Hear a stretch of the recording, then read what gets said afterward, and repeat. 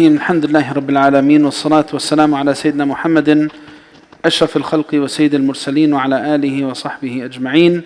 اللهم لا سهل إلا ما جعلته سهلا وأنت تجعل الحزن إذا شئت سهلا سهلا. رب اشرح لي صدري ويسر لي أمري واحلل عقدة من لساني يفقهوا قولي. اللهم أخرجنا من ظلمات الوهم إلى نور الفهم وأكرمنا بمعرفة العلم وزين أخلاقنا بالحلم يا أرحم الراحمين. اللهم ربنا إنا نسألك البركة في جمعنا هذا. اللهم بارك لنا في مسجدنا هذا. اللهم بارك لنا في أعمالنا وأعمالنا وأرزاقنا وأهلنا وذوينا وأحبابنا، واجعل لنا من كل ضيق مخرجا ومن كل هم فرجا، واجعل لنا من بعد العسر يسرا. اللهم ربنا إنا نسألك أن تهدينا وتهدي أولادنا وبناتنا وأزواجنا وذرياتنا وإخواننا وأخواتنا وأمة محمد صلى الله عليه وسلم جمعاء. Oh Allah, we call upon you, we pray to you, beseech you, we ask you by your names and attributes to guide us, to bless us with goodness in our lives and goodness in our akhirah, to make us of those who take advantage of life for their akhirah.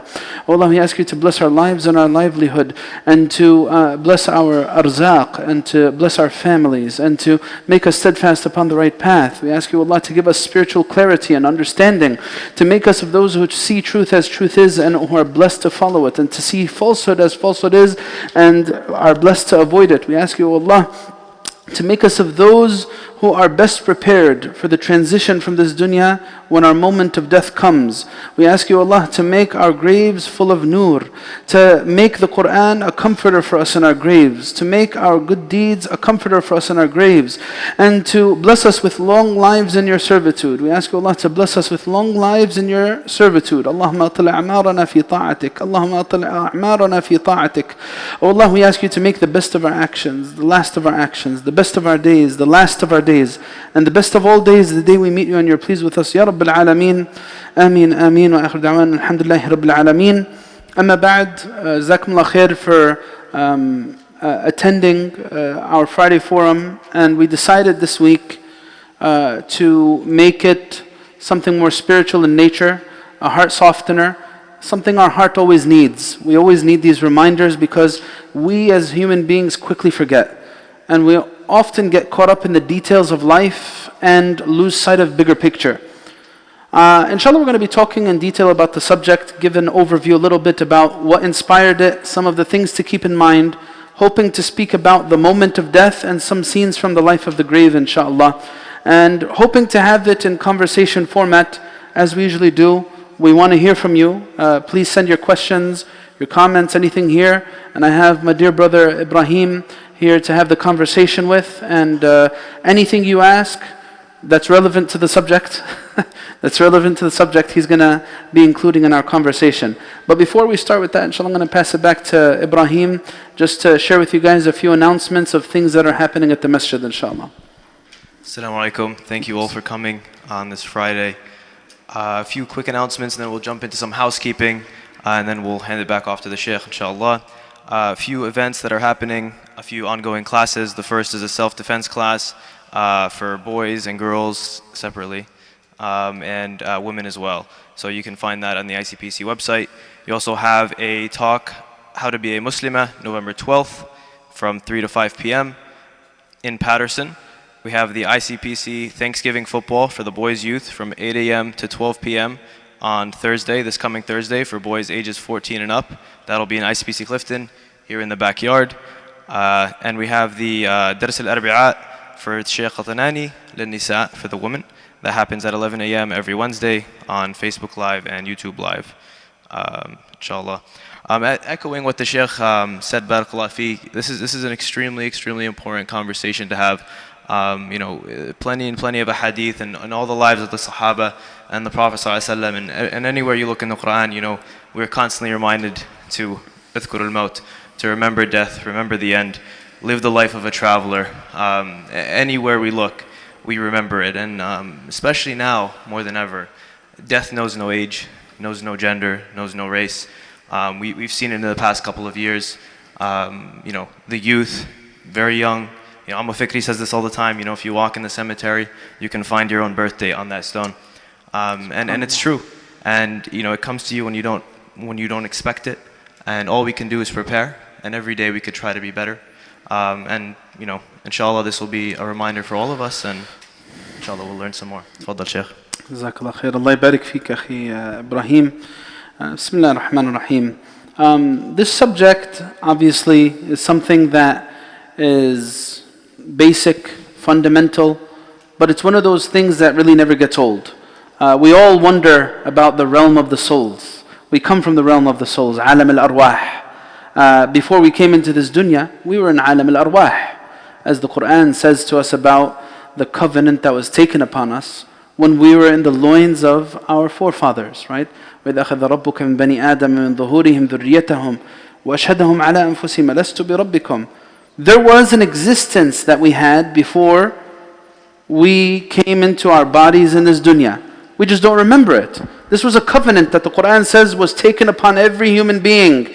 Am I not your Lord? And we all witnessed to this. What's the point of this covenant? As we said before in our lectures, this is referring to the covenant of fitrah, the natural design. There's something embedded within me that it's not like a blank interface, the human being when he comes into this dunya. There's some presets in there. Yeah, I don't have knowledge. I learn the basic steps, even of just seeing and moving and communicating as a child, but it's not a blank interface. There's fitrah there. Yeah. So, this subject, how did it start out? It started out as a recommendation from some of our volunteers actually. Brother Ahmed Saleh is the one who suggested the topic, and I thought it was a great idea. And this should, I'm encouraging everyone here, if you know some good topics that we should talk about, communicate it with us, either through Slido or in the lecture now, or through my Google Voice number later on. And that's how it started. But I began thinking, and the thought led to the khutbah I gave earlier today.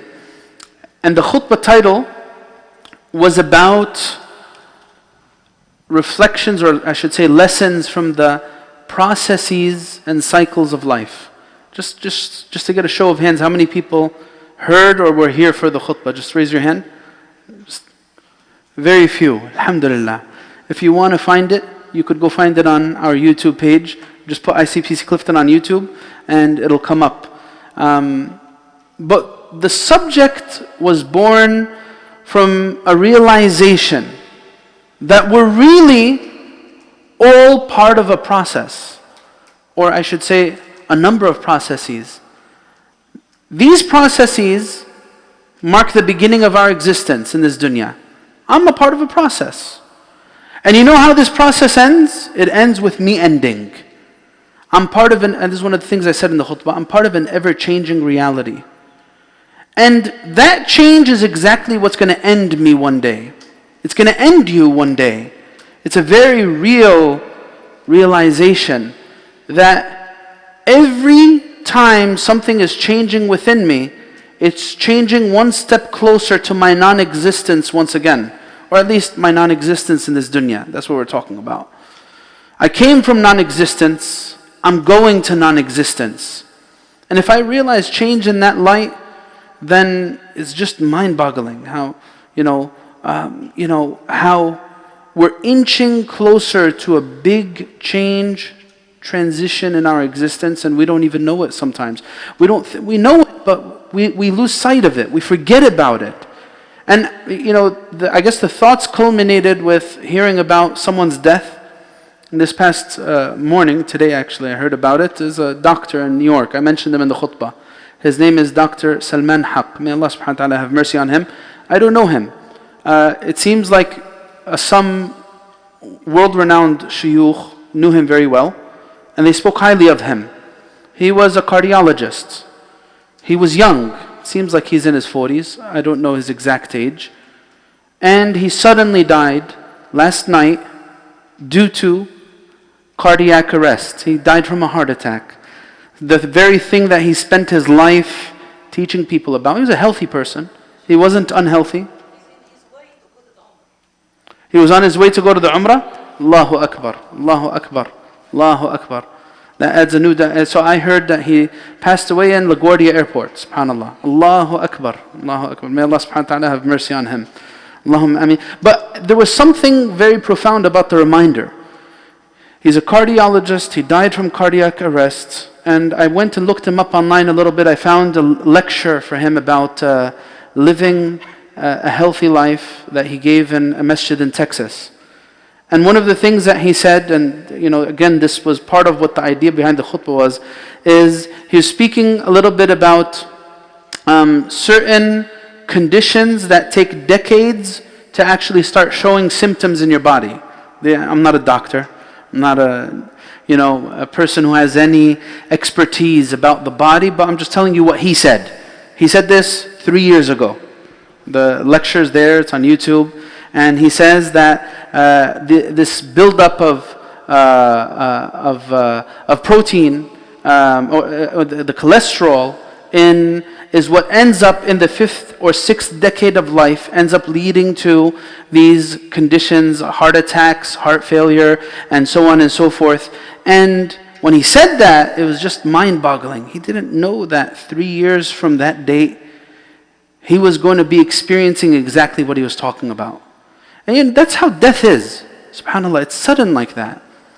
And anyone who doesn't take advantage of life to prepare for death is an absolute fool. May Allah protect us from not being that type of fool.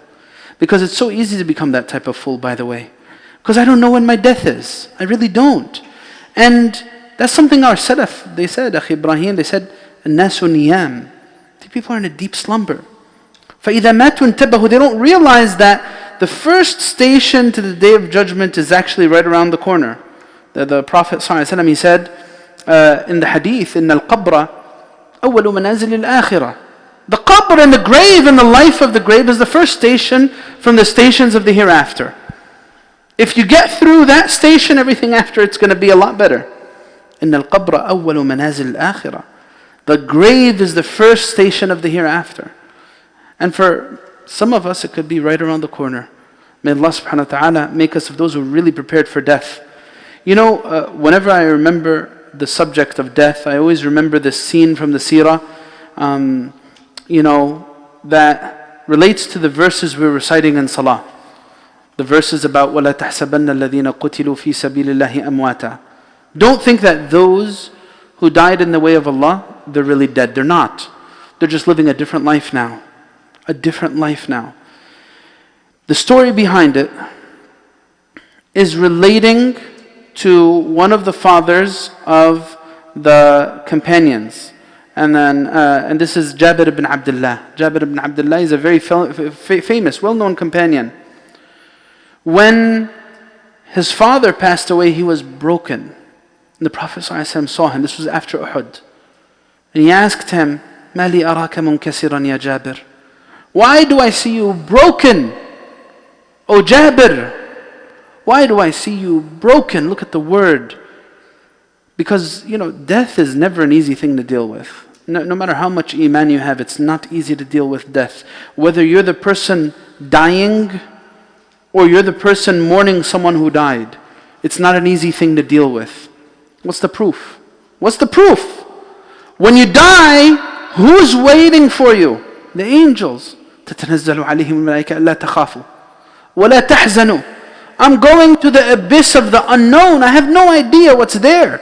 Of course I'm going to be afraid and I'm going to be sad. I left behind my family, left behind my children, left behind my property, my wealth. I left behind everything I know. It's not easy. That doesn't take away from a person's faith at all to be afraid of the notion of death. That's why the angels come and they reassure the person. So anyway, he was broken. And then he said to the Prophet ﷺ, إِنَّ أَبِي مَاتَ وَقَدْ تَرَكَ عِيَالًا وَدُنْيَا. My father passed away and he left behind many dependents and he left behind many responsibilities. So then the Prophet ﷺ told him, do you want to know how your father met Allah?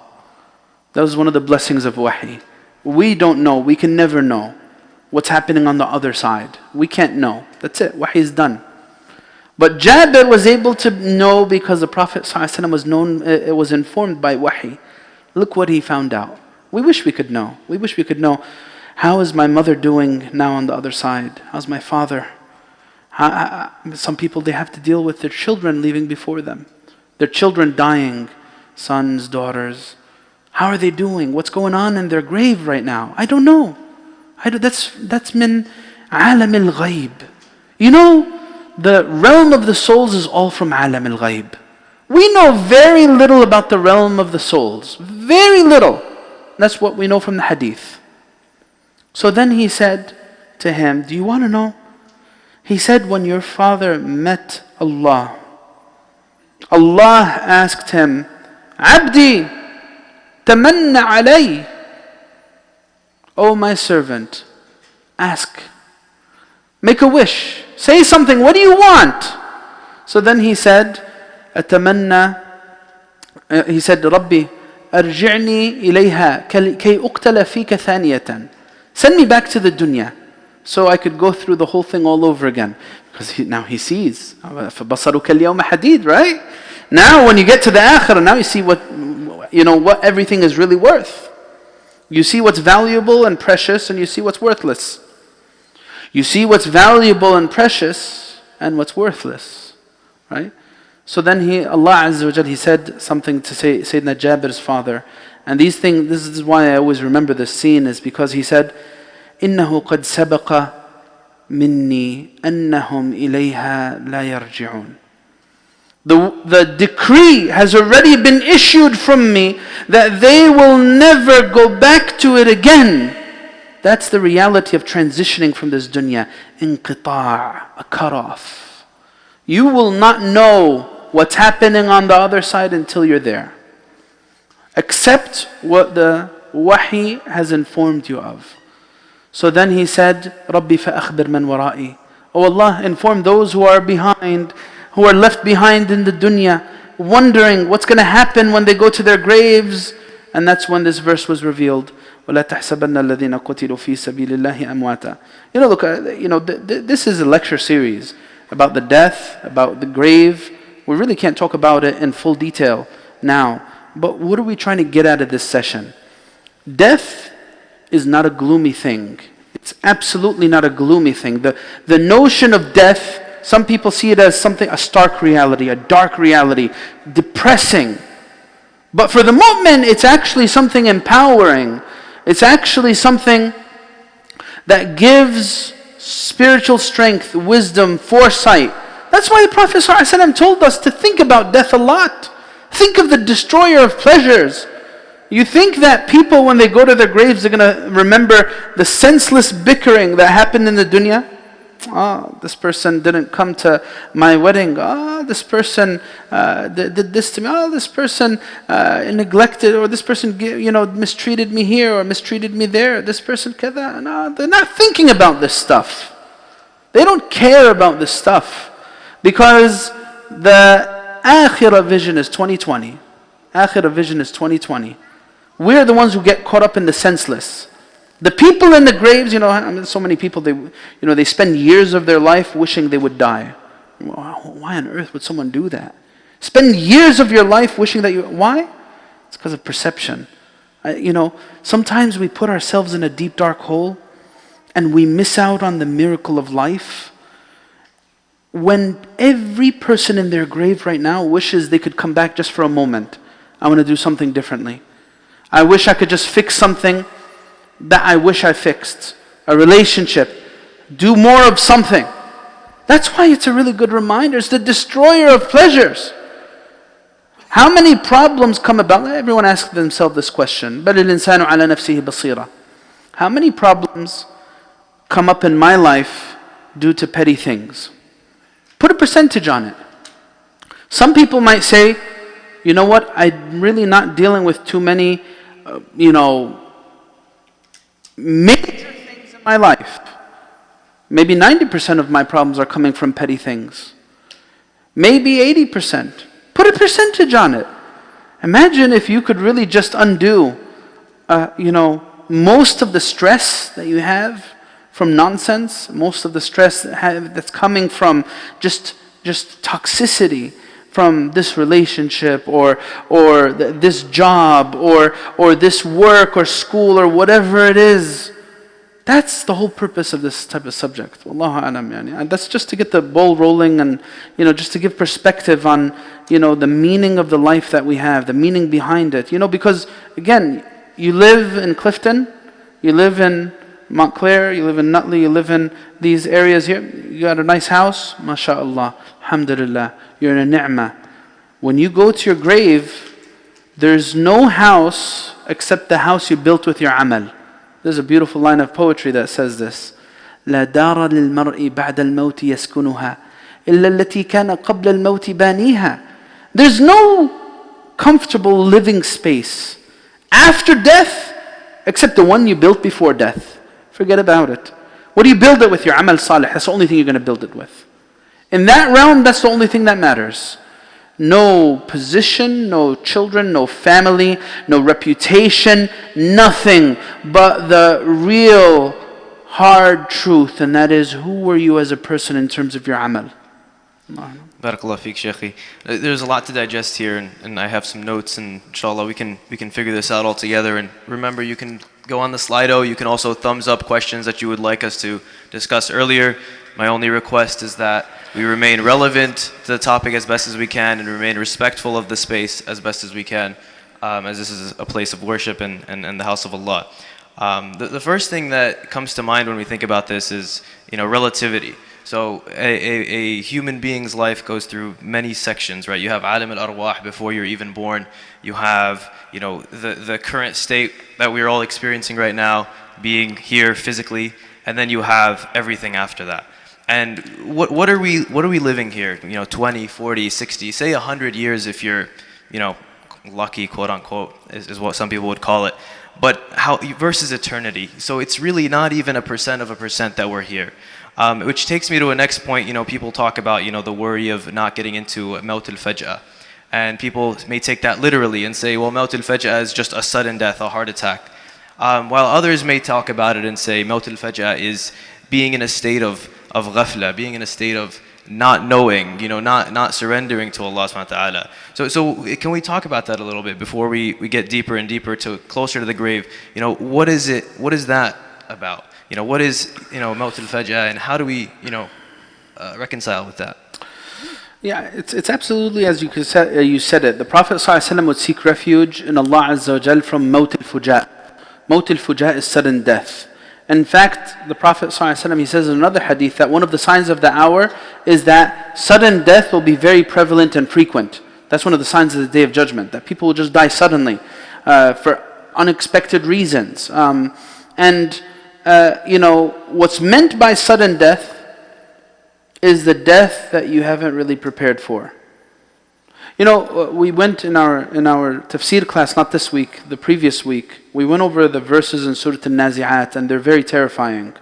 The very first verses, it says, وَالنَّازِعَاتِ غَرْقًا وَالنَّاشِطَاتِ نَشْطًا. I'm going to just take these two verses. These two verses describe the moment of death. For someone who's not prepared, sudden death, that's what it means. وَالنَّازِعَاتِ غَرْقًا comes into play. وَالْعِيَاذُ بِاللَّهِ.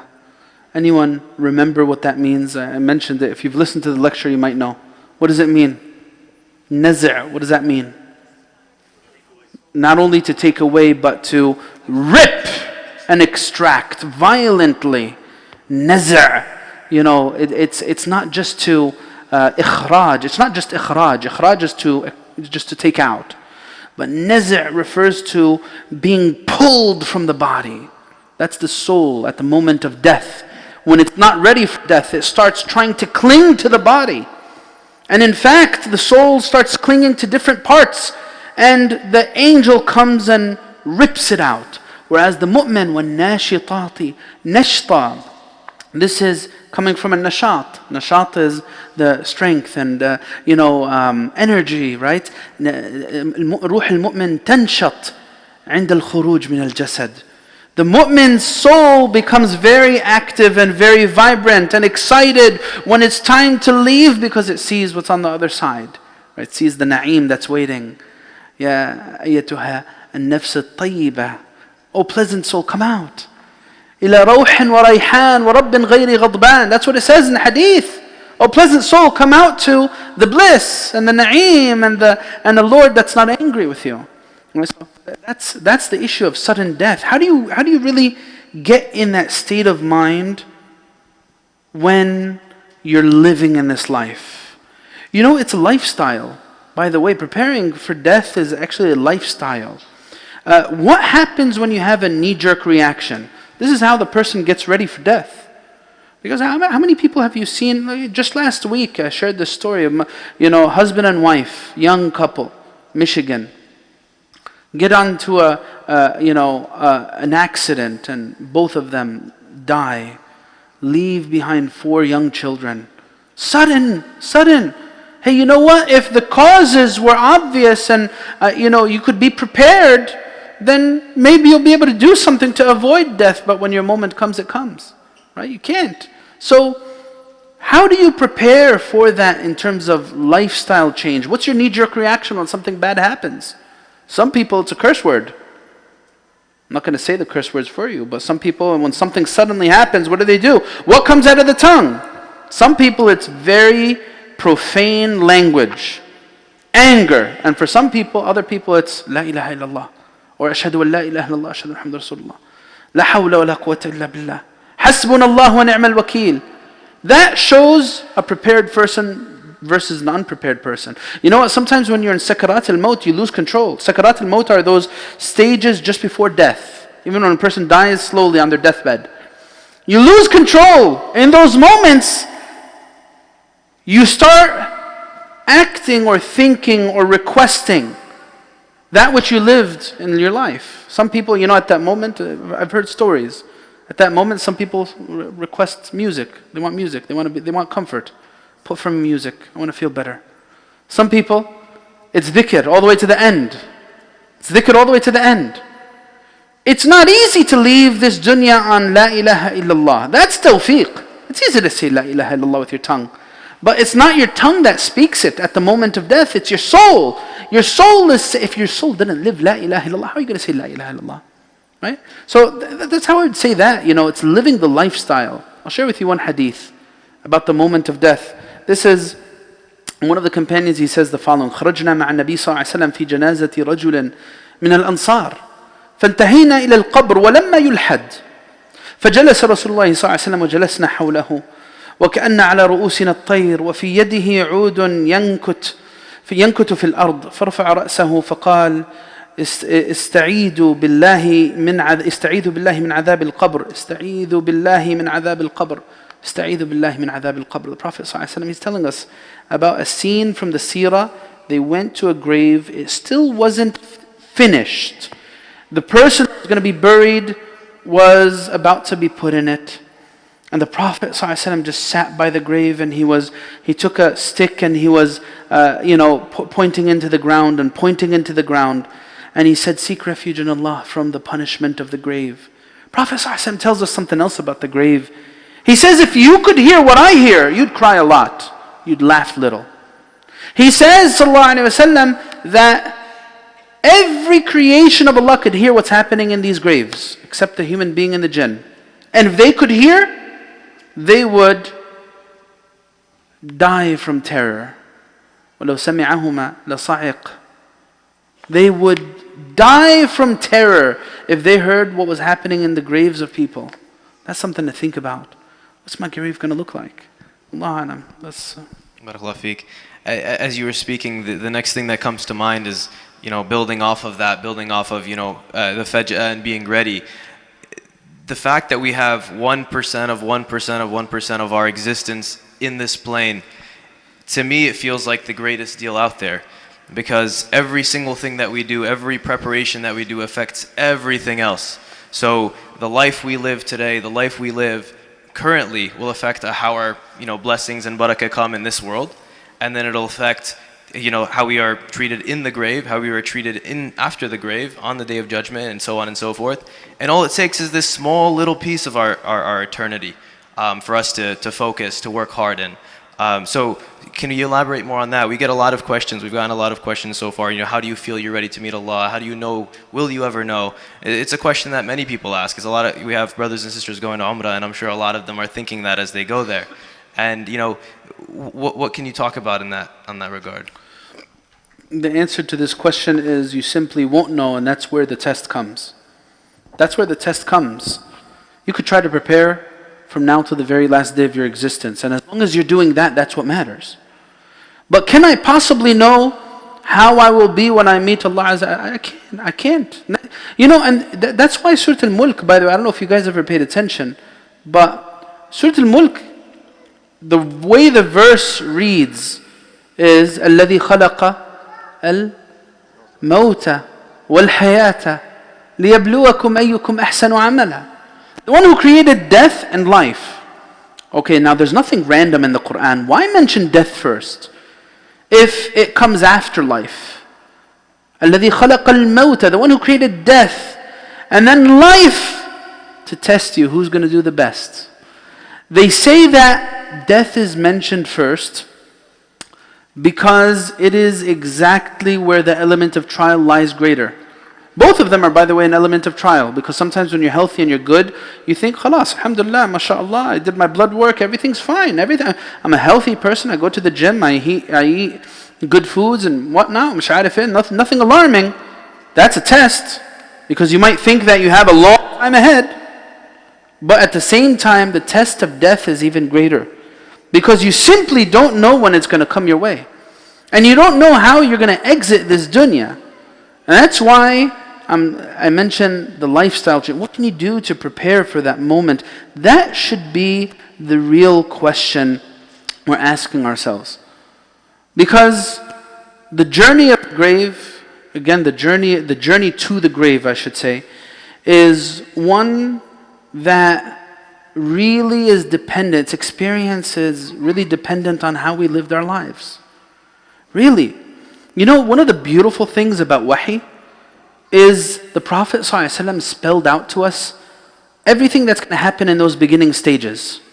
You know, do people have a sense of realization?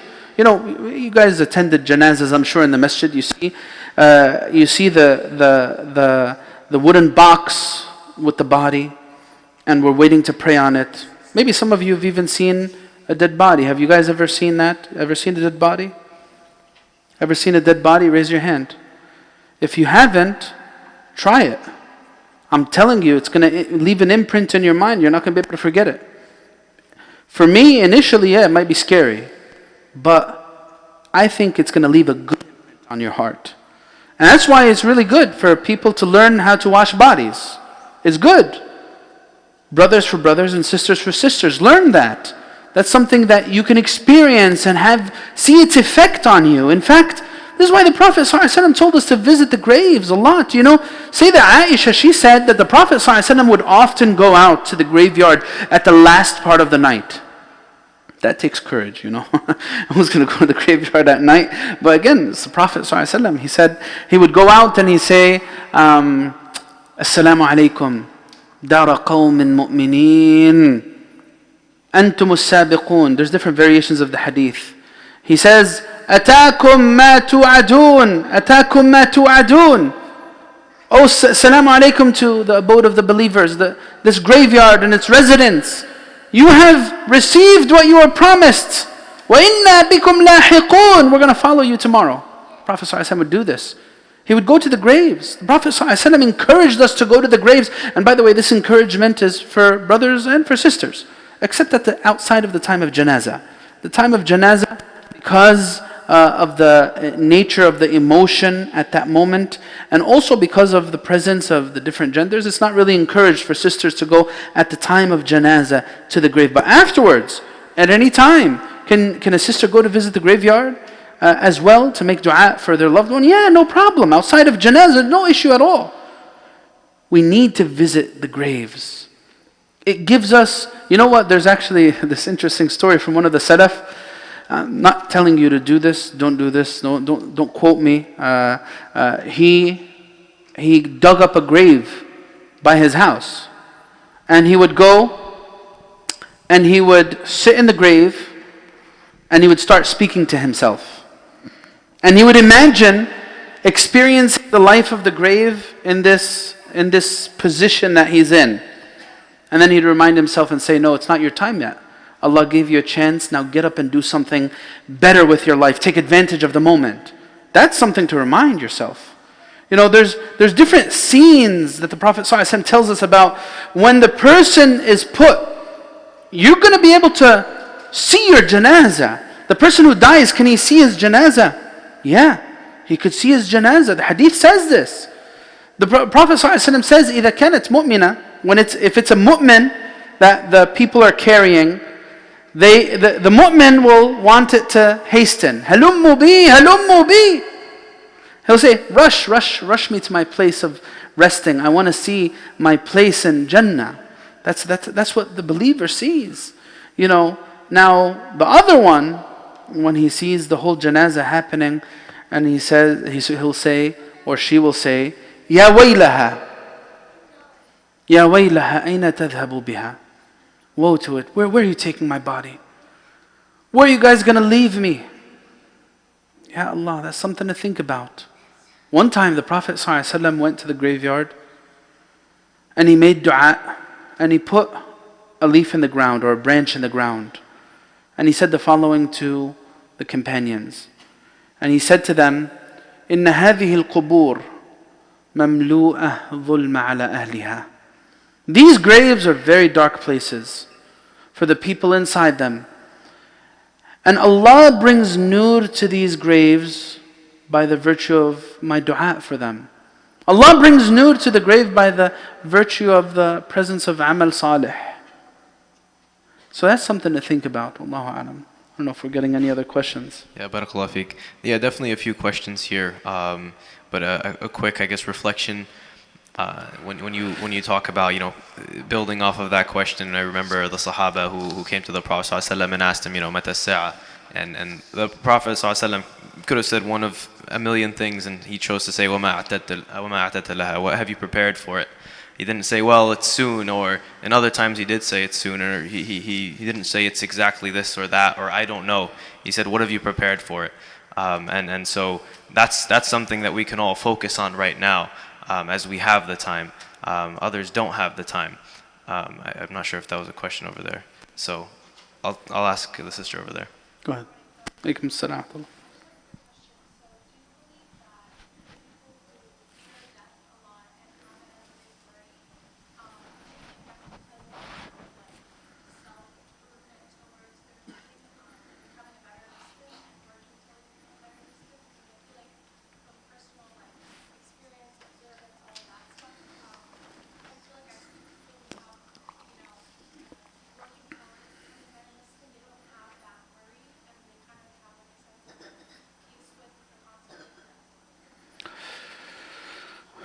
Jazakallah khair. Allah barik feekum. So, just to repeat the question, everyone hears it. Is having a worry towards death a sign that I need to do more to improve and prepare for death? Is that a reflection of my iman? That's your question in summary? Yeah. So my answer to this is not necessarily. Look, there's points where we get strong. And we say, yeah, I'm not afraid of death. I can't wait to meet Allah, right? When everything's good and easy. I'll guarantee you, humanity will kick in at certain points. Yeah, some people will reach a point where, they just come to terms with qadar. After, khalas, they've been informed by the doctors, terminal illness, you don't have much left. But it's a scary thing, sister. And to be afraid of that is not a problem. Just think about it. Think about it. When you hear news from the doctor that says, hey, look, things aren't looking well. So many things start flashing before your eyes. Oh man, what's going to happen to my kids? If you have kids, yeah, a lot of young guys, they could say, I'm prepared for death. I'm ready. I'm not afraid of anything. But when you have kids and responsibilities, it just makes you that much more worried. What's going to happen to them? Who's going to love them? Who's going to care for them? Who's going to make sure that they stay upon the deen? It's not an easy thing to think about all these things. That's why the Prophet ﷺ said, إِنَّ الْوَلَدَ مَجْبَلَةٌ مَبْخَلَةٌ. The Prophet ﷺ said, إِنَّ الْوَلَدَ مَبْخَلَةٌ. Having a child is a source of of becoming sort of, in a sense, jaban, someone who's less reckless. You have a sense of fear. It makes you reserved more, less reckless with your life. Mabkhala makes you a little bit more reserved in how much you could give. Again, this is just the Prophet ﷺ telling us that these can cause that. They're having children, having a family, responsibilities can cause this. Some young guy who doesn't have a responsibility in the world comes and gives a large portion of his wealth to charity. That's great. MashaAllah, may Allah reward him. Bigger test is when you have less money, more responsibilities. Are you still going to give? That's why, that's where true karam shows. Will I continue to give when circumstances get a little bit more difficult? Right? So, I don't think it's like that at all. In fact, there's always going to be this element of fear, that you're going to have to fight against, even up until the last days, and again, it's just the worry of the unknown until it actually happens. I don't think it's a sign of weakness of faith at all if a person is afraid of death, because it is an unknown and it's difficult to deal with that. Yeah, we need to remind ourselves, hey, yes, I need to realize that this life is not the end-all be-all. I need to work hard. I know it's a temporary reality. I'm going to transition one day. I need to remind myself of these things. But in the end, humanity kicks in. It's not easy to just completely disregard that element of fear. Wallahu a'lam. Yeah. Barakallah feek, Shaykhi. Are there any questions on the brothers, or should we go on the Slido? Okay. Slido it is. How can we help ease pain of a loved one who passed away and has only been Muslim by Shahada and wasn't a practicing Muslim? And maybe a more general question is, how do we reconcile our feelings, our emotions when losing someone, and them passing on to the next life? There is no easy way to deal with those realities. I'll just make it very simple. There are certain things that are really difficult to swallow. And the only thing that you can do is try to reconcile yourself that they return to someone who is much more merciful than me, and much more capable than me, and much more knowledgeable than me. Submit to the fact that Allah subhanahu wa ta'ala's knowledge and His ability is all encompassing. And what He chooses is ultimate mercy and ultimate justice. That's the only way that, but to think of, and again, that's why there's that hadith of the Prophet ﷺ crying by the graves of his parents, that passed away before Islam. They didn't accept, they weren't there to follow him and follow his message. Again, it's an emotional reality. Now, what's their masir and what's the discussion around that? I'm not getting into that at all. That's a separate discussion. But I'm talking about the emotion that's there, especially our brothers. There's a reason why. There's a story of Ibrahim alayhi salam. Ibrahim alayhi salam, when he told his father, "La astaghfiranna lak, wa ma amliku laka min Allahi min shay." I'm going to seek forgiveness for you. Imagine that. Having to see your loved one pass away upon disbelief. Or having to see your loved one pass away when they left behind so much damage in their dunya. They did so many major sins. They took the rights of others. Wallahi, I don't know how someone could deal with that without getting a little emotional. The fact that it's a little difficult is just a reality of this dunya. There are certain things that aren't in our hands. إِنَّكَ لَا تَهْدِي مَنْ أَحْبَبْتَ وَلَكِنَّ اللَّهَ يَهْدِي مَنْ يَشَاءُ. Remember what the Qur'an told our beloved Prophet ﷺ, who wished his uncle Abu Talib would believe. He said, the Qur'an says, you don't guide whom you love. Allah guides whom He decrees. So that's a reality that the Prophet ﷺ was told that every one of us needs to come to terms with. So Allah, that's how I'd answer that question. But thinking about, I just want to add before we go to the next question, thinking about this journey. Again, there is a bridge between us and this unknown realm, right? The unseen world, alam al-arwah. Do we have any connection with it now? Yeah, we do. We have a connection with it. When When do we have a connection to the unknown realm? The minor death. الله يتوفى الأنفس حين موتها والتي لم تمت في منامها فيمسك التي قضى عليها الموت ويرسل الأخرى إلى أجل مسمى. You know, at the minor death, that's when the soul leaves the body. And it interacts in the realm of the spirits, by the way. It interacts. And in fact, some of the Salaf actually said that they're quoted to have said, قال بعض السلف يقبض أرواح الأموات إذا ماتوا وأرواح الأحياء إذا ناموا فتتعارف ما شاء الله أن تتعارف. This is something that's part of the unseen world. Can our souls interact with people who passed away? Yeah, it happens. That's why the Prophet ﷺ said, whoever sees me when they're sleeping, then they've actually seen me, because the shaitan doesn't take my form. What does that mean? That there's interaction with the spiritual realm when we're sleeping. There is that. That's possible. You could possibly see the soul of someone, a mother, a father, or someone in your family who passed away after they pass away. Yeah, there is this interaction. It's not just nothingness.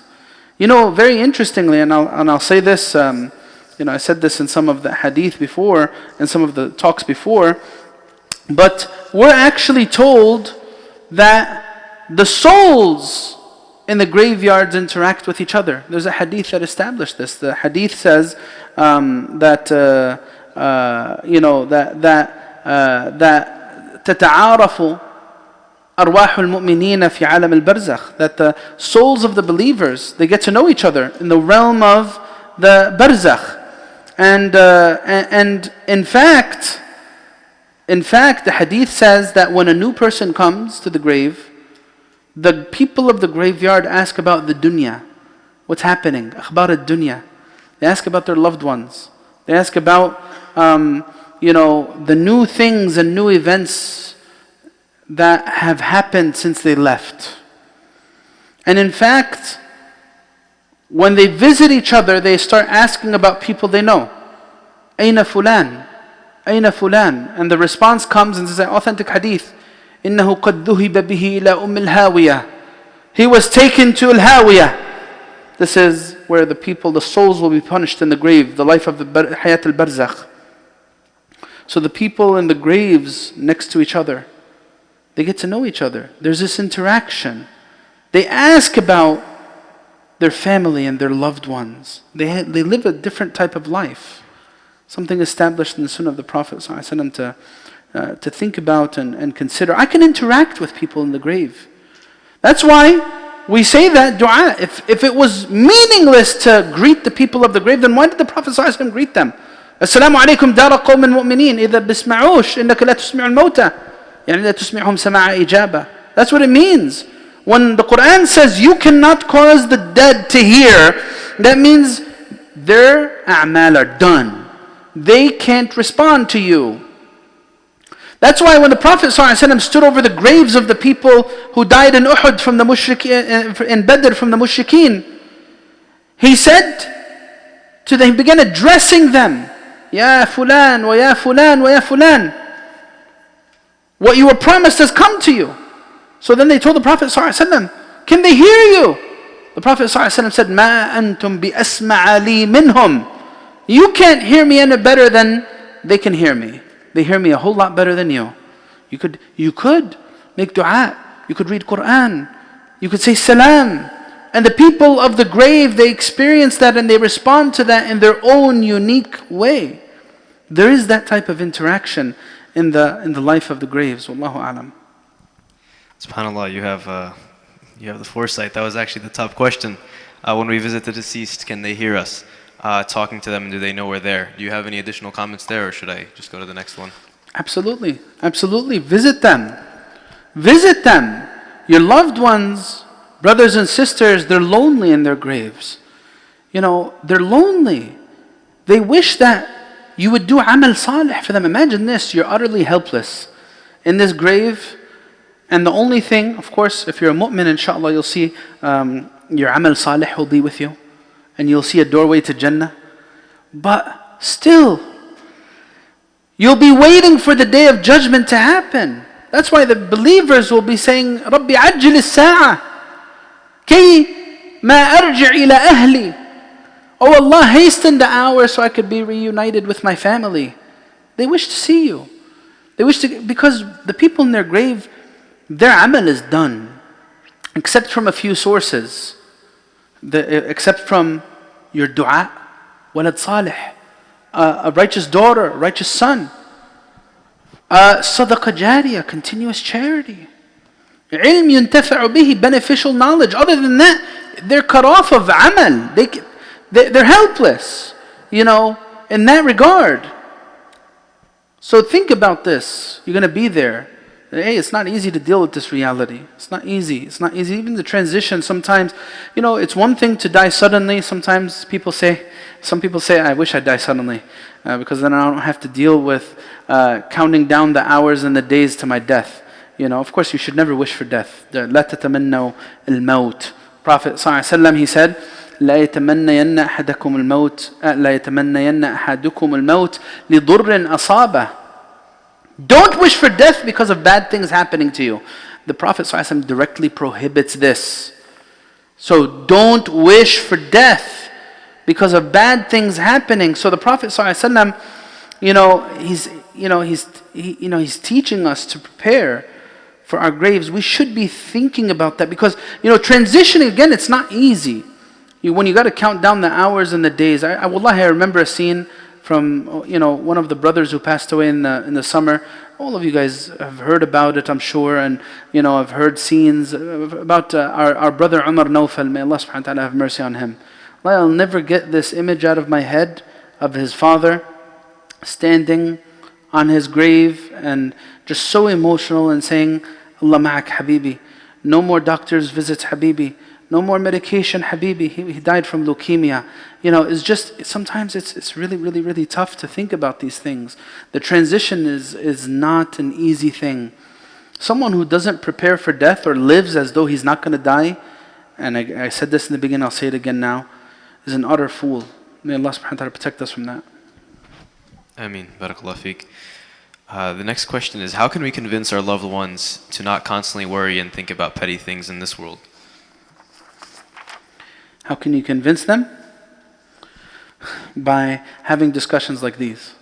No, I'm serious. When you start thinking of life, again, there's a reason. That's why I gave the khutbah today. There's a reason why Allah shows us signs unfolding before us. I was talking about the leaves falling and fall. How many times have you experienced the seasons? Each season is telling us the same thing. When something reaches fruition, after that comes its demise. It's just the reality of life. When I start thinking in these terms, again, a lot of reflection. I said this in the khutbah and I'll say it again. I think reflection and using the mind is perhaps the greatest blessing that Allah Azza wa Jal has given us as human beings. The blessing and the capacity to critically think. I think if the mind is used and reflection is had, perhaps most of or all of our problems will be done away with. But sometimes the nafs blinds. Sometimes our actions blind. Sometimes desires make a person tunnel vision. And that's what the Quran says. كَلَّا بِالْرَانَ عَلَى قُلُوبِهِمْ مَا كَانُوا يَكْسِبُونَ. Their amal. So the best way to benefit from these types of reminders is to do away with the toxicity first. I need to get those sins out of I need to root them out of my life. I need to stop being so reckless in the days I have in this life. That haram relationship, wallahi, it's not worth it. Wallahi, if the person could know and see what's waiting for them before Allah Azza wa Jal for this major sin that they're doing, whatever it is, whatever that major sin is, illicit relationship, or certain other kaba'ir, or taking people's money wrongfully, or cheating in business, or backbiting, or whatnot, they would never do it. They would never do it. If they could see the sins that are being accumulated for them in their graves, do you think anyone would commit a sin? No, they wouldn't. Oh my God, what am I doing to myself? What am I doing to myself? And that's why, there are so many different things that are linked with preparation for death that the Prophet ﷺ encourages us to have. We need to elevate the discourse, just to answer this question again. We need to be a reflective people. We need to make sure that we get out of the way anything that could possibly blind my soul. Allahu A'lam. Barakallah feek. The next question will we feel some sort of discomfort when our soul exits the body, even if we are true mu'mineen? And maybe a general question, can you share the imagery of the different types of people as their souls are removed from their bodies? So, will you feel discomfort as your soul is leaving the body? For the mu'min, at this point, that's not where the discomfort is going to happen. Inshallah, no. Because the ayat and the hadith, they show that the nafs of the mu'min comes out very easily. And the angels are there, and as soon as the body comes out, the angels give it clothing from Jannah, and they take it up to the high heavens. And in each level, their best attributes and characteristics are being announced.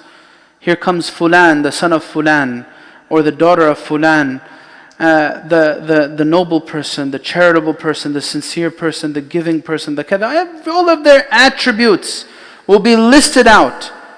The best things that they did in their life. So there's a great sense of comfort for the mu'min. But when does the believer feel a sense of discomfort? When you're first put in your grave. The Prophet ﷺ tells us in the hadith that whenever a person's put in the grave, the earth embraces him. The earth embraces him. الْأَرْض تَضُمُّهُ ضَمَّةً. Then after that, there'll be, this was said in the context of Maut Sayyidina Sa'd ibn Mu'adh, that he's someone who the throne of Allah Azza wa Jal shook for his death. And he said, even Sa'd, when he passed away, the qabr embraced him, ثُمَّ سُرِّيَ عَنْهُ. Then he was relieved. The individual will then be able to see to the extent of his eyes, and the amal salih will be a comforter in the grave. So in fact, no, the pain actually stops with death. The pain actually stops with death for the mu'min, except for that discomfort in the initial, stage of being put in the grave. Wallahu alam. Barakallahu feek. This was a question, you mentioned this a little bit, but if you could give a more fiqhi answer on this. During the burial of the dead, is it Islamically wrong for women to attend the burial if they can control their emotions? It's strongly discouraged because and the reason is it's twofold again.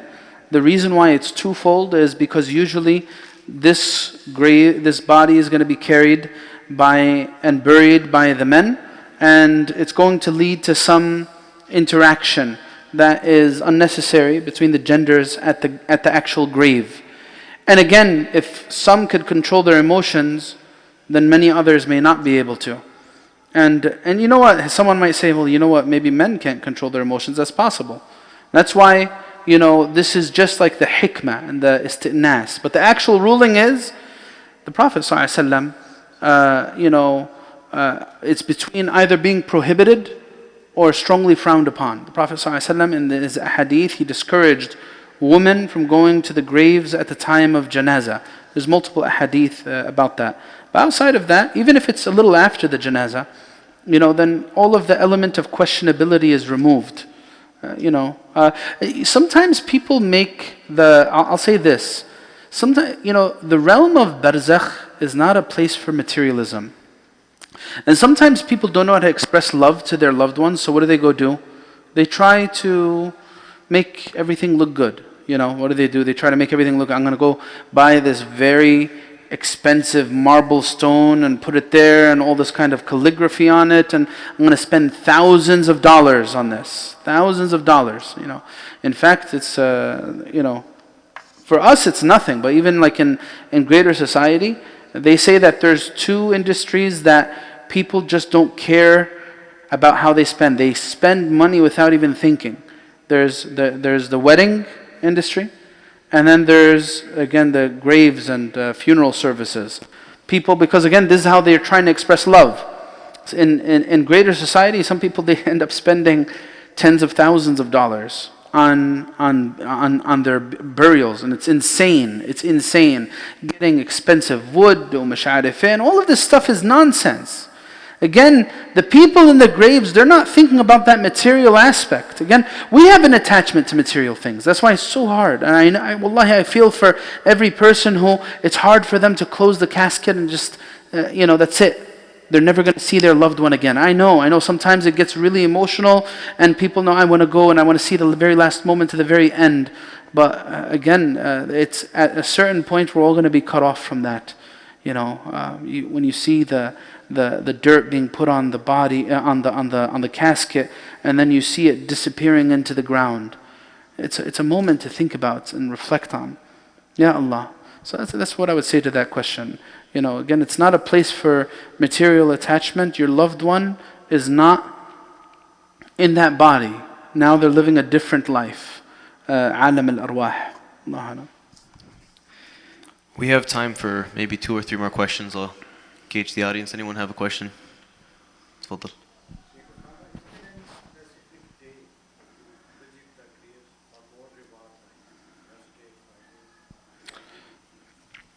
Is there any specific day to visit the grave for more reward? No, not that I know of. I don't know of any day that there's given specific preference to. Some people make it as a tradition that on holidays they start their holiday with visiting their loved one. Is there anything wrong with this? No, there's nothing wrong with it. It's if it's out of habit, of course. Is there anything wrong with starting with Eid by going visiting my father or my mother who's in the grave? No, ma fi bas. There's some of these habits, even if they're not found in Islamic tradition, there's nothing wrong with them, as long as they don't conflict with any of the teachings. So that's what I'd say to that. So there's no special time to visit, and the whole purpose of the visit again is a reminder for me and a comfort for the person in the grave, and that could be had at any time. Allahu alam. Go ahead.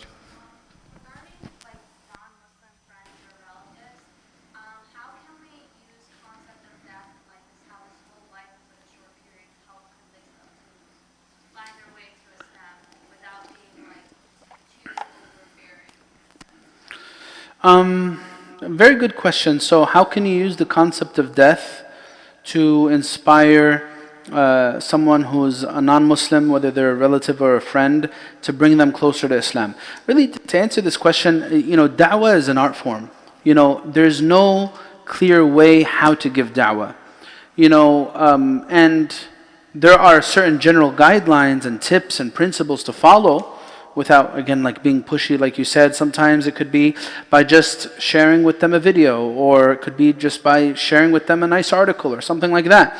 Or sometimes it could be just in the manner in which you operate and your behavior. There's no clear way to get someone to think, but sometimes you could use, I'll just share with you from experience, that usually the time of death is a time where the heart is a lot softer. So it's a lot softer. That's why you find people, they become, spiritual or religious after experiencing something traumatic like this. It's a golden opportunity to capitalize on winning someone over. So maybe you could wait for those moments that resonate most with this person. If they lose like a mother or father or a relative or something like that, to have a discussion. How many times has that been the beginning of the guidance of a person? I know from the past, of one of the brothers who had a relative pass away, young person. I know many brothers who had a friend pass away from drowning. It was the beginning of guidance for them. It changed their life around. Sometimes those near-death experiences, like even this doctor who passed away, I noted so many people on Facebook that I can't believe it.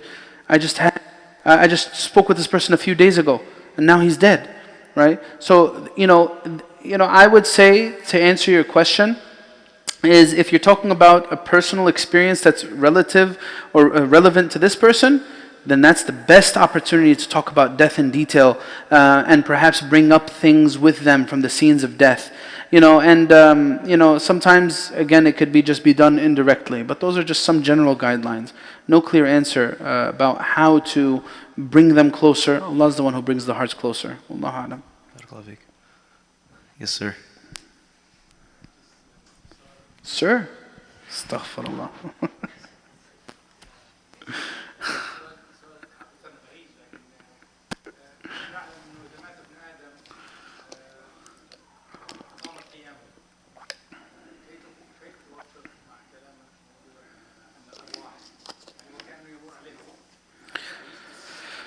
Yeah. So in this, so there's a hadith that says the following: صلى الله عليه وسلم يوما في قوله تعالى في يوم كان مقداره 50,000 سنة. He said ما أطول هذا اليوم. فقال رسول الله صلى الله عليه وسلم والذي نفسي بيده إنه ليخفف على المؤمن حتى يكون أخف عليه من صلاة مكتوبة يصليها في الدنيا. So هذا من التخفيف. There's two things. So here, let me just translate this. So sometimes, let's try to bring this closer in relative terms. When not all two time frames are not every two time frames are the same. You might find something that lasted for one day, but because you dreaded it, it felt like it was forever. We feel this just in terms of relative experience. When the same day, when it was the most amazing day in your life, you feel like it passed by like a blink of an eye. In one sense, it was easier to deal with because, again, you were consumed with something that was utterly enjoyable. Whereas if it was an experience of misery, even like a few minutes of turmoil and pain would feel like forever, right? So that's in one sense. تخفيف اليوم وطول اليوم بسبب ما يشعر به المؤمن يوم القيامة أو في قبره. In fact, there's a hadith that says the following, that the mu'min feels like the life of the grave passes as though it's between two salahs. There's a different reality for the time frame. Now when you go to sleep, how many times have you slept? So this is the other sense. How many times have you slept and felt like the night passed as though it passed in a blink of an eye? Oh my God, I just felt like I went to sleep. How is it already morning? Right? Some people, they go to sleep and they feel like, whoa, I feel like I've been sleeping forever. Time is a relevant thing. It's a relevant thing. It's very relevant to, we have the concept of barakah, we have the concept of the different dimension between hayat al-barzakh and hayat al-dunya. So in terms of how the mu'min feels it, the mu'min feels that it's relatively a lot quicker because he's seeing na'im al-jannah and he's seeing his amal salih and the bliss and everything that's waiting. So he feels as though it's quicker, even though it's not actually quicker. Whereas the other one, النار يعرضون عليها غدوا وعشيا ويوم تقوم الساعة أدخلوا آل فرعون أشد العذاب. Two time frames, but the Quran is directly saying that this person will be experiencing adhab in every morning and every night. طب how? Is it the same time? At this one he feels like it's زي ما بين صلاة الظهر وصلاة العصر. Alright? How? Again, time has a different reality in hayat al-barzakh. It's not like hayat al-dunya. Just as like it's not the same in your dreams. فَاللَّهُ أَعْلَمْ بِحَقِيقَةِ الْحَالِ. These things are للتقريب. They're to bring the reality closer to our minds. In actuality, how is alam al-arwah going to be really? I don't know. I'll let you know when I get there. Maybe, I don't know. We'll do one more question and we'll close inshallah. تفضلي.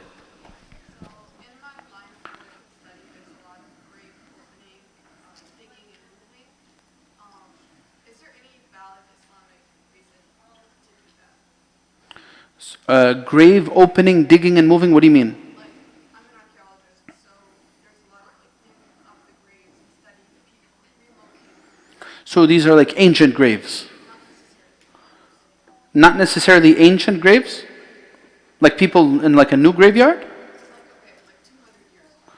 Yeah, so this happened actually, by the way, when the Masjid Nabawi was built. The Prophet ﷺ's mosque, the story behind it being built, the camel went to an area where there was graves of mushrikeen. There was graves of mushrikeen. The Prophet ﷺ ordered that those graves be dug up and the bodies be moved to another area.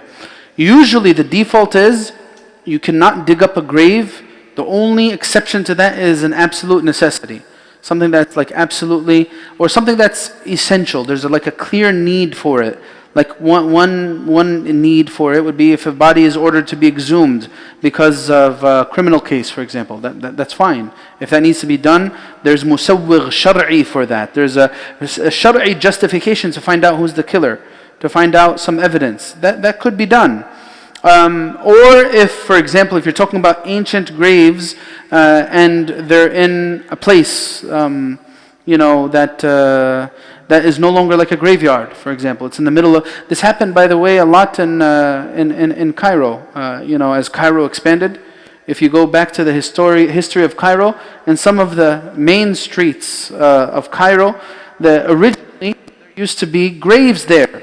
Those graves, some of them were dug up and relocated, and some of them stayed under where the new streets were paved. So it could be done if there's a clear need for it. But the default is we can't just take graves out of their bodies, just out of the ground, just to study them. Again, there needs to be a justifiable reason. Like, and then I guess what would that be? I would need to know a little bit more detail about what you do with whatever it is in your line of work. So maybe perhaps there could be, a discussion had later about that. Allahu A'lam. We're good? Okay. جزاكم الله خير. سبحانك اللهم وبحمدك. نشهد أن لا إله إلا أنت. نستغفرك ونتوب إليك. بسم الله الرحمن الرحيم. العصر إن الإنسان لفي خسر إلا الذين آمنوا والصالحات وصححوا وتواصوا بالصبر. As usual, please make sure have the snacks and have some time to socialize. جزاكم الله خير. السلام عليكم. جزاك الله خير.